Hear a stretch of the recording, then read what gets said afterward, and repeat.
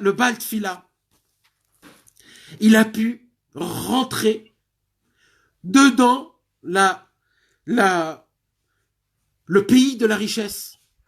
Malgré tous les gardes qu'il y avait autour, il a pu pénétrer en cachette. Et là, pour la première fois, il est dans la gueule du lion. Dans l'endroit le plus impur du monde. L'endroit où ils ont rendu l'argent et la course après l'argent, la chose la plus importante. Et là, il approche quelqu'un. Et il commence à lui parler. Mais ça rentre pas dans les oreilles. Il lui dit, le Baal Tfila, pourquoi ça rentre pas dans les oreilles? Il lui dit, je suis très occupé. Il lui dit, pourquoi t'es occupé? Il lui dit, t'as pas entendu ce qui se passe dans le monde? Il lui dit, qu'est-ce qui se passe dans le monde? Il lui dit, t'as pas entendu du héros de guerre? Alors le Baal Tfila, il lui dit, le héros de guerre? Mais de quoi tu parles? Alors là, l'homme qui habite, cette personne-là qui habite dans le pays de la richesse, il lui dit, il y a un héros de guerre qui a conquis des batailles, qui est gradé de grades comme il n'y a jamais eu au monde, avec des échelons exceptionnels. Il a combattu des guerres et des guerres tout seul. Avec sa seule épée, il a tué des centaines de milliers de personnes. Il lui appartient, c'est un héros de guerre. Et cet héros de guerre, il a autour de lui plein de guerriers. Tous les plus grands guerriers du monde se sont mis autour de lui. Ils sont autour de lui. Et eux, qu'est-ce qu'ils font c'est quoi ce qu'ils font, eux, dans le monde? C'est qu'ils vont le héros de guerre, il envoie ses guerriers conquérir des pays dans le monde. Et comment il les conquérit? Alors écoutez bien, mes amis, ce qu'il dit Rabbi Nachman. Il dit Rabbi Nachman, il envoie un guerrier, et le guerrier rentre dans le pays, dans le fameux pays, et il dit comme ça. Ou alors vous vous soumettez à moi, ou alors on vous dégobe. Alors les gens, quand ils voyaient que lui, c'est juste un guerrier parmi les plus grands guerriers, tout de suite les gens se soumettaient. Et le guerrier, il voulait qu'une seule chose, la soumission. Il voulait rien d'autre. Ce guerrier-là, c'était qui, mes amis? Ce guerrier-là, c'était un justicier. Il voulait mettre la justice dans le monde. C'était ça, son travail à lui. La midatadine, la gvoura. C'est la justice dans le monde. Alors il allait de pays en pays et il réclamait la justice. Vous recevez la justice ou vous recevez pas la justice? Et le pays, dès qu'il voyait cette justice, il voyait ce qu'il était capable de faire, ce héros de guerre, si on n'appliquait pas la justice. Ils avaient très peur. Alors tout de suite, ils se soumettaient. Et dès qu'ils se soumettaient à la justice, il n'y avait aucun problème. Maintenant, ils ont appris. Comme ça, ils racontent l'homme qui habite dans le pays de la richesse, il raconte au Baal Tfila. Il raconte un détail très important, quoi? C'est quoi le détail? Écoutez bien. Il raconte un détail que plusieurs pays, avant d'être conquis, ont envoyé beaucoup d'argent aux fameux guerriers pour qu'ils les laissent tranquilles. Mais ils ont appris que le fameux guerrier, le héros de guerre, il ne supporte pas l'argent. Il aime pas l'argent. Alors quand on lui en donnait de l'argent, il le jetait, il écrasait les gens.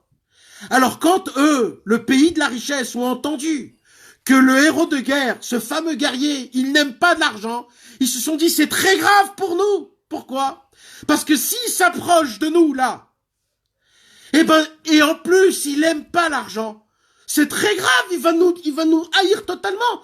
Et si lui demande soumission, on peut pas se soumettre chez quelqu'un qui ne supporte pas de l'argent. Ça va à la controverse de notre judaïsme.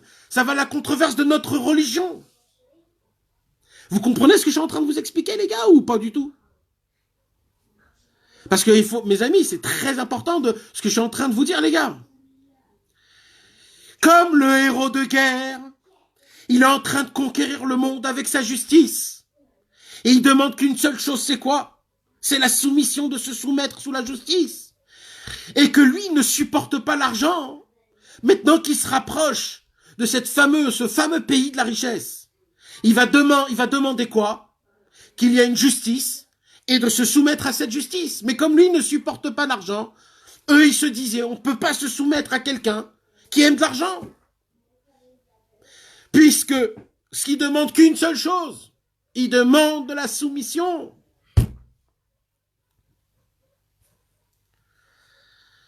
Vous voulez savoir quoi, mes amis? Le plus grand problème au monde, qui existe, il est écrit dans la Torah 2 fois. Dans le Chumash Vayikra et dans le Chumash Dvarim. Après les klalot. Vous savez, mes amis, dans la Torah, il y a écrit 2 fois les klalot. Les malédictions. Et à la fin des malédictions, dans les deux Sefer Torah, dans le Chumash Vayikra et dans le Chumash Dvarim, qu'est-ce qu'il y a écrit? Il y a beaucoup de gens qui se posent des questions. Pourquoi la Torah est obligée de donner des malédictions? Pourquoi j'ai besoin d'avoir des malédictions? En plus, les malédictions qui sont écrites là-bas, c'est des malédictions qui sont énormément difficiles, même à lire. Alors tu te poses la question, quoi, la Torah, elle est aussi méchante? Alors à la fin, mes amis, qu'est-ce qu'il y a écrit? Là-bas, il y a écrit, tout ça, c'est pourquoi? Tu sais pourquoi Hachem, il te l'a fait? C'est juste pour que tu te soumets à moi. Akadosh Baruch Hu, il demande que de la soumission. Soumets-toi à moi. C'est tout ce qu'il faut. Si tu sais te soumettre, tu pourras appliquer Torah au mitzvot. T'as pas besoin de souffrir. T'as pas besoin.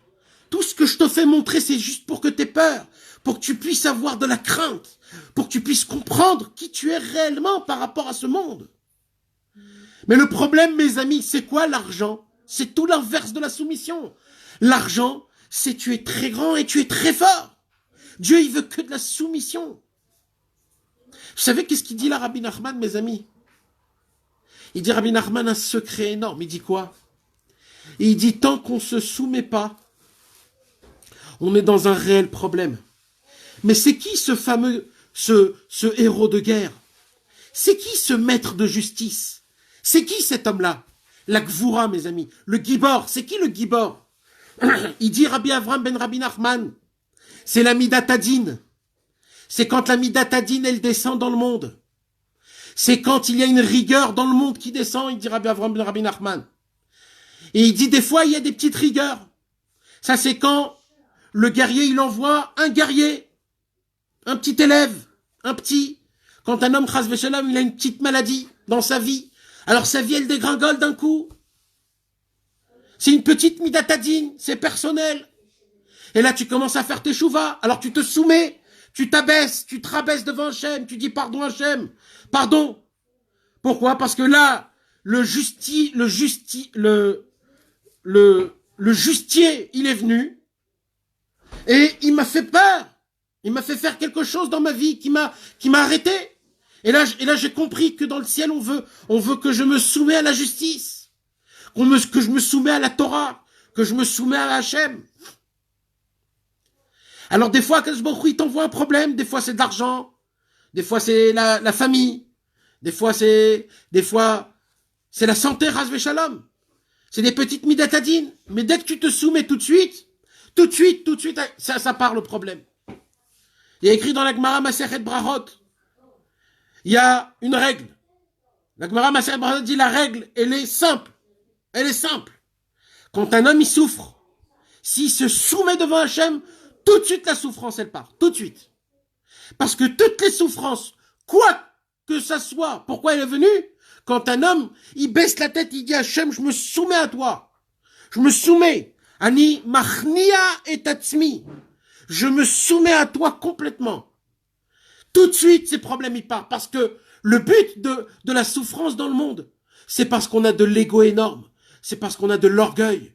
C'est parce qu'on se prend pour des gens, pour des dieux.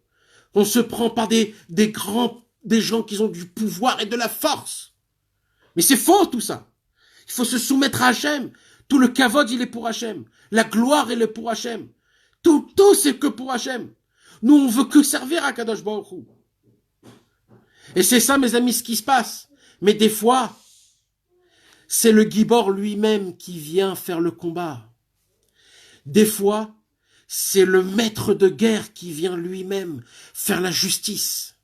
Et quand le maître de guerre il vient faire la justice, mes amis, là ça rigole pas.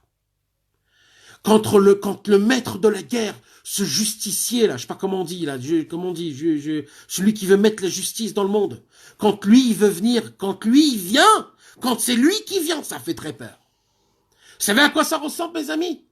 Ça ressemble au coronavirus. Ça, c'est le Gibor qui vient, ça. Ça, c'est le justicier, la Midatadine qui vient. Il dit, ah, vous voulez pas vous soumettre?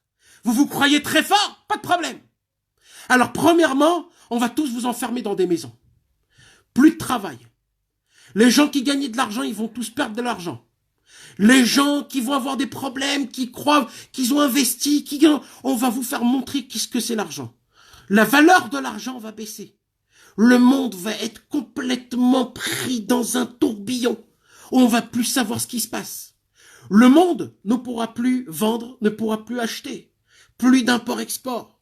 Plus rien. Les gens qui croient qu'ils ont de l'argent, ils ont plus d'argent. Les gens qui croient qu'ils ont plus d'argent, ils en ont de l'argent. Le monde va être à l'envers. Des choses vont se passer dans le monde. Mais vous voulez savoir quoi? La pire des choses, c'est que malgré tout ça, on va continuer à vivre, on va continuer à manger, on va continuer à être bessimra. On va dire, mais c'est pas possible. On vit sans argent, c'est pas possible. Et on va voir que c'est oui, c'est vrai, on peut. Et si on va pas comprendre, eh ben le confinement il va continuer et on va le prolonger encore et encore jusqu'à que vous allez comprendre. Quand le Gibor, quand le justicier il vient dans le monde, mes frères, c'est lui qui met la règle. C'est lui qui fait montrer c'est qui le plus fort. Il a fait montrer aux plus grands, les plus archi-milliardaires, il a fait montrer comment vous êtes rien. Après les docteurs.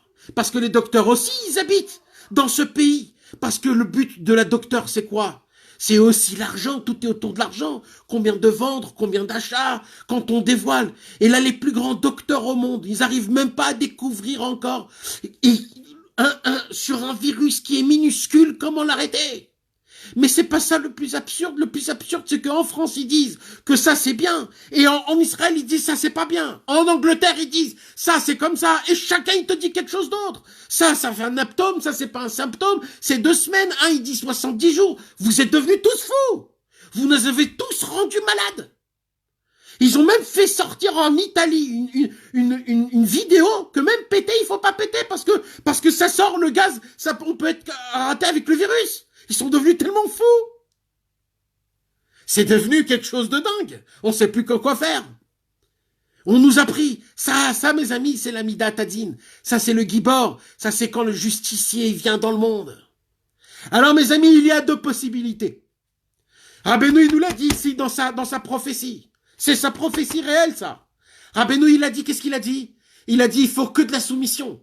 Le justicier, il demande soumission. C'est quoi soumission? Soumettez-vous à Hachem. Ne vous soumettez pas à l'argent. Soumettez-vous à la Emouna. Ayez la foi et la croyance. Appuyez-vous, annulez votre sagesse, annulez votre cerveau, annulez vos dimionotes, tout ce que vous savez tout ce qu'on a dans notre cerveau. C'est ça qui demande Rabbeinu. C'est ça qui demande Hachem Yitbarach. C'est comme ça qu'on pourra changer. C'est comme ça qu'on pourra passer à une nouvelle ère. C'est comme ça qu'on pourra sortir de l'endroit de là où on est.